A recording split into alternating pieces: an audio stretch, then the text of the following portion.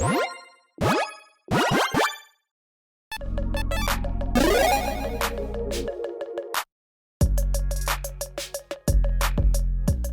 everyone, Mitch coming in for the Khmer Score Studio. Welcome to the show. So on today's episode, well, I've got a interesting, off-the-wall, fun, funny, mad lad deck tech for you. All those descriptors, and yeah, it's utilizing a pretty spicy new card. So with all that said, let's jump into it.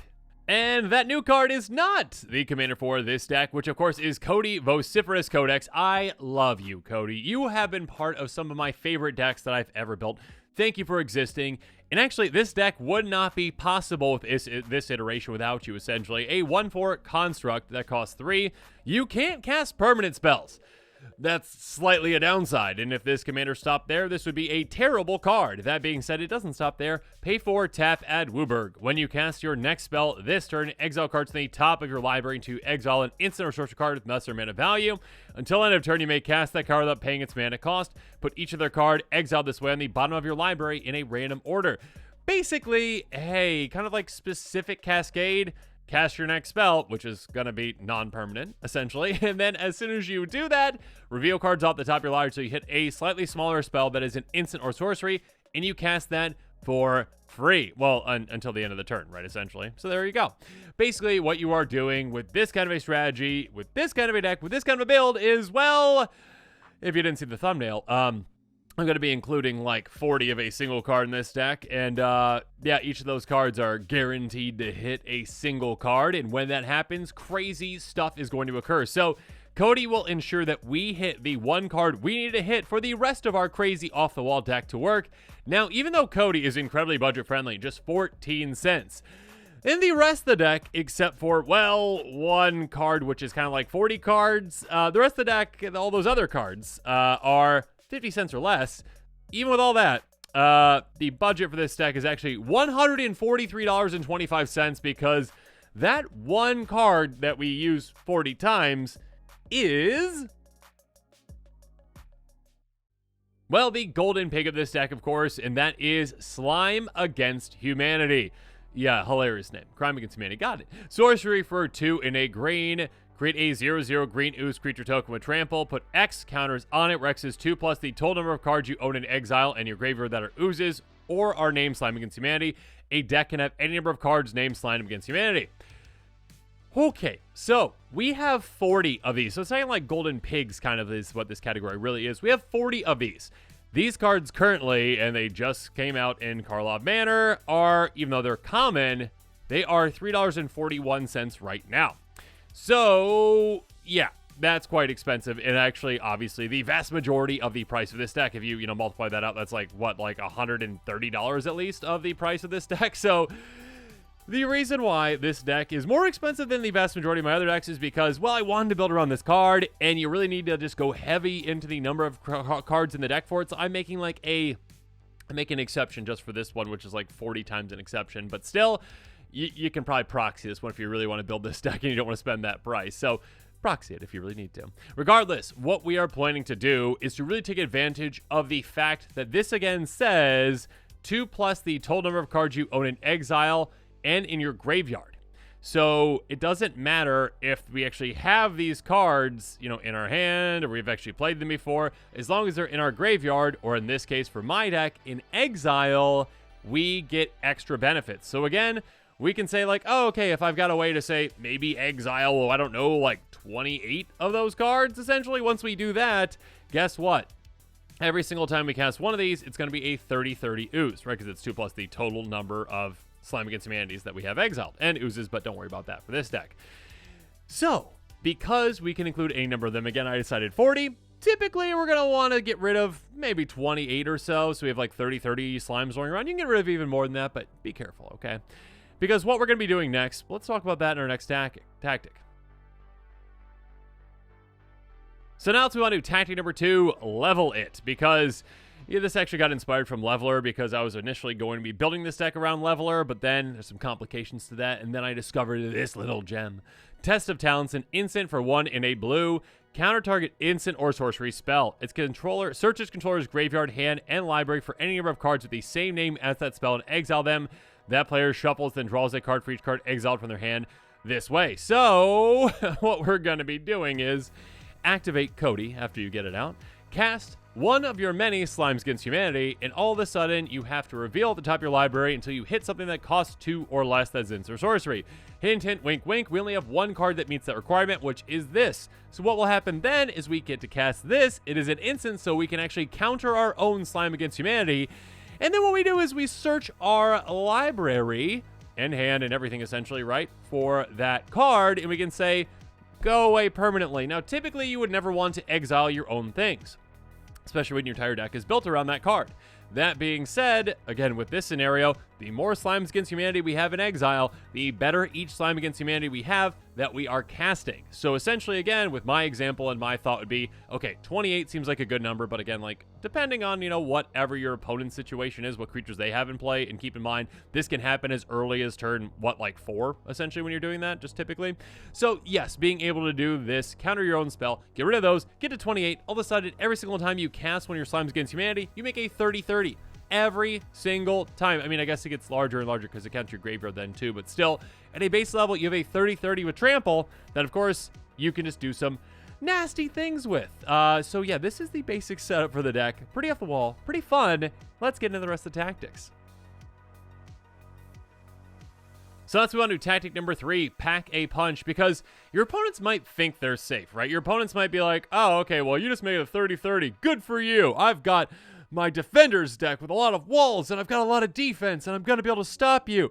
And you're going to be like, Gravitic Punch! And you have to, like, you know, Falcon Punch, essentially, like Super Smash Brothers. Like, I mean, don't actually punch them, but, like, just, like, do, like, in the air, like, you have to say it really obnoxiously. No, just me. Okay. Anyways, Gravitic Punch! So, yeah, target creature control deals damage equal to its power to target player. Great. Hey, you might have all those blockers up there, but I don't care. Take 30 to the face. Or if you really want to take out, like, their 1/1, you can do that too. But more likely, hit him in the face with this. All of a sudden, they are either gone or very low on health. If they're not gone, you can jumpstart it and do it again. Either to that player or another unsuspecting player to just do it twice and be able to say, let's take you out. And also, let's just keep in mind, hey, when you are doing this with a 4 mana value card like these, here's the thing. There are only 40 cards in this deck that have a mana value of 3. Want to guess what those are? You've already seen them. These Slime Against Humanities. So, if you utilize Cody to cast this kind of a spell or jumpstart it and cast it again, guess what? All of a sudden, you reveal at the top of your library until you hit another Slime Against Humanity to get another 31, whatever it is, etc., depending on how many you have in your graveyard now. But yes, another massive slime coming into play, essentially. That's even bigger. So yes, your opponents will not be able to stop this train once it gets rolling, and we can roll on with Flesh and Blood. And technically, I did say, yes, we only have cards that cost 3 or less, or one that costs 2 or less, I should say. But yeah, Blood kind of does, but doesn't, because, hey, this is a fuse card. So in total, when we are revealing off the top with Cody, this counts as 7. So we're never going to be hitting it with that, which is perfect. Flesh and Blood. Flesh says exile a creature card from a graveyard. X counters on target creature. X the power of the card you exiled. So, I mean, with this, we can just take whatever giant creature in anyone's graveyard, take it away, and make one of our oozes even bigger. On top of that, Blood, though, target creature control deals damage equal to its power to target creature or player. Yeah, again, basically like a, hey, Gravitic Punch to the face, essentially, is most likely what we're going to be doing to take out a player, most likely with one of our oozes.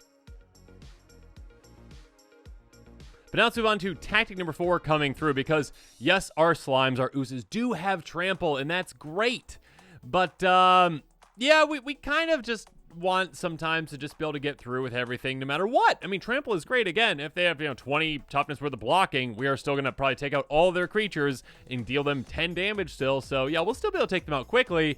We can do it even quicker, though, with, like, a Cone of Cold. Sorcery for 4 mana. Again, keep in mind, 4 mana. Go down and hit this with your Cody, and all of a sudden, you're getting another ooze out. Roll a d20. Tap all creatures spell you control for a 1 through 9. Do the exact same thing, but they don't untap the next untap step for 10 through 19 or a 20.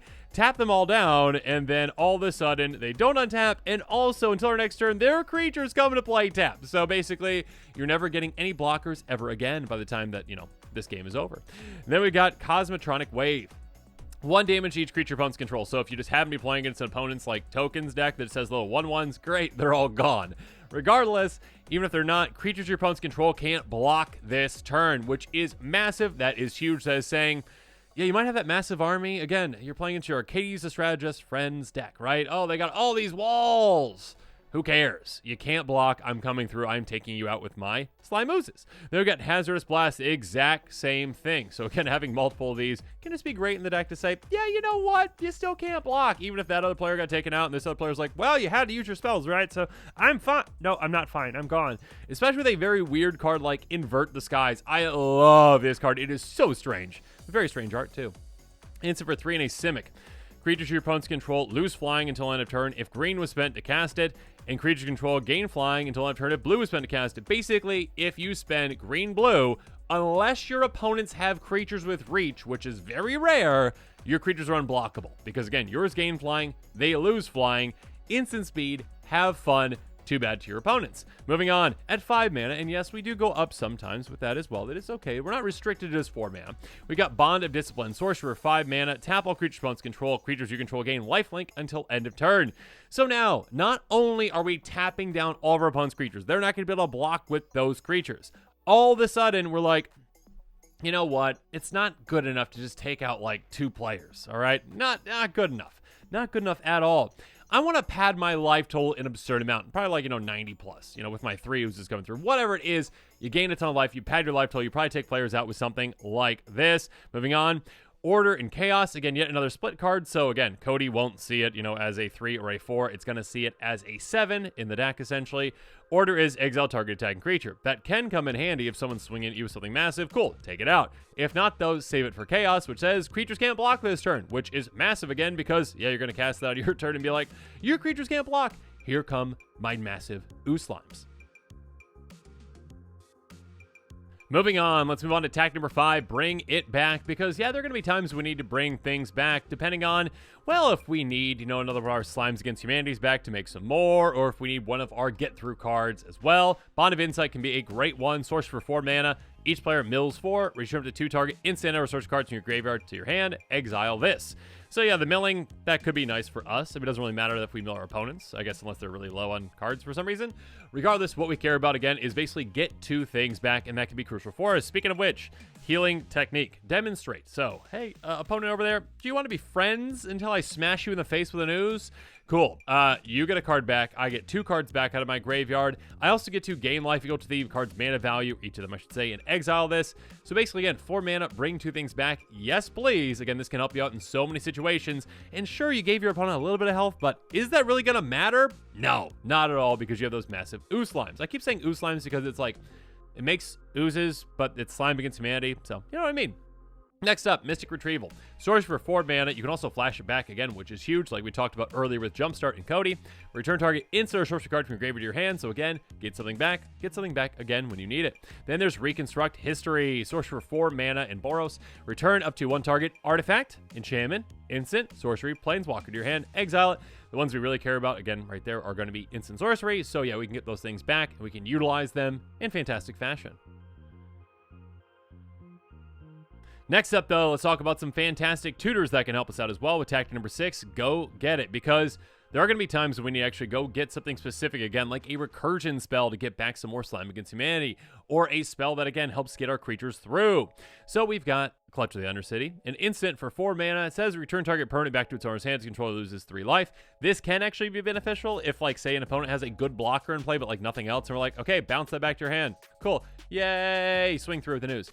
Or we can transmute it, which means we pay that cost, we discard it, we search for life for any card that costs 4. Which, again, as I've mentioned, we have a lot of cards that cost 4 that can help us out in a variety of ways. So we're also running Dimir Houseguard. I believe, and correct me in the comments if I'm blowing wrong on this, I believe this is the only creature in the deck, actually, outside of the commander. It's only permanent in the deck outside of our lands, essentially, right? Because it's all instant sorceries. 2/3 skeleton for 4 mana. Fear, sacrifice a creature, regenerate it, transmute it. Yeah, I guess you could put into play if you really want to, but more likely, actually, you really can't, because if you have Cody in play, you can't cast permanents, which is why we're not running permanents. But what, again, this is basically an uncounterable tutor spell for some of our fantastic cards in the deck. And I do say uncounterable. You can technically, like, stifle it, but yeah, most of the time it's like, no, you can't really just counter that effect. Moving on. Mystical Teaching is pretty specific, but again, can help set in a lot of situations. Go get any instant card or card with flash from our library, put it in our hand, then shuffle. You can also flash it back again. Bring to Light is a very flexible card. Source for 5 mana. Search life for a creature. Instant sorcery with converted mana cost less than or equal to the number of colors spent to cast this. Again, thanks to Cody with that perfect mana fixing. It can be 5 or less, of course. You cast that card essentially, and yeah, have fun with that because, again, go get whatever you need. If you need another slime, cool. Go create another slime. Ooze, whatever they're called. Or, you know, go get one of those cards that get your creatures through, or get something to recur something. Whatever you need, go get it. Or how about supply and demand? Again, got to remind you, yes, supply only costs technically 2 converted mana cost. Demand only costs 3. Together, though, basically, we have a 5 mana card when we are searching with Cody. Revealing with Cody. Supply is another card that we could potentially win the game with, I guess. Make X1/1 saplings. Yay! More importantly, though, demand. Go search your library for a multicolor card, reveal, put in your hand, then shuffle. We got a lot of great multicolor cards we've covered already so far. One of them is actually if we really want to search for another tutor for whatever reason, we can. Invert, invent. Invert, we really won't use probably too much. Switch the power toughness each of the 2 target creatures. That could come in handy, I guess, if like we're playing against a creature, again, like defender deck. You're like, oh, okay, that's a 1/10. Cool. Flip those. Now it's a 10/1. My trampling creature goes through a lot better. More likely, though, we'll use Invent for 6 mana, an instant, go get it, instant, and a sorcery. Put them into your hand, then shuffle. Have fun with that fantastic tutor. Next up, though, again, Cody helps us with our fixing, essentially, and just perfectly fixing our things. Whatever we put into Cody, Cody gives us Wooburg, which is fantastic. Of course, we've got some other helpers, too, to ensure that we're hitting our land drops and fixing.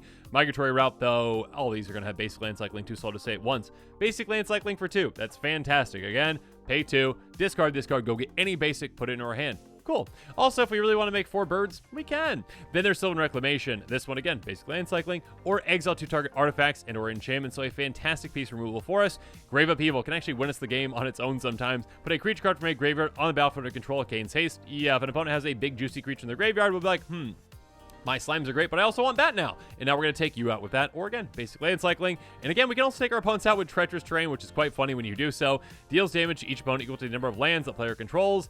And also basic land cycling. So late in the game, again, it can be a great finisher for you. If there's that one like Simic player over there who's like, I have 30 lands in play. The world is mine. And you're like, 30 damage to your face? And they're like, no, my face. And that's how you take them out. But now, really quick, tech number 8, great lands. I'm going to highlight some great lands, and I'm just actually going to highlight kind of like 1 out of these, maybe 2.